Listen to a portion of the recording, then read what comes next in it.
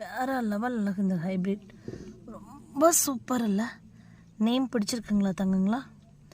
Broad பெட்டல்ஸில் அழகாக அந்த white stripe வந்து ஸோ ஸ்வீட்.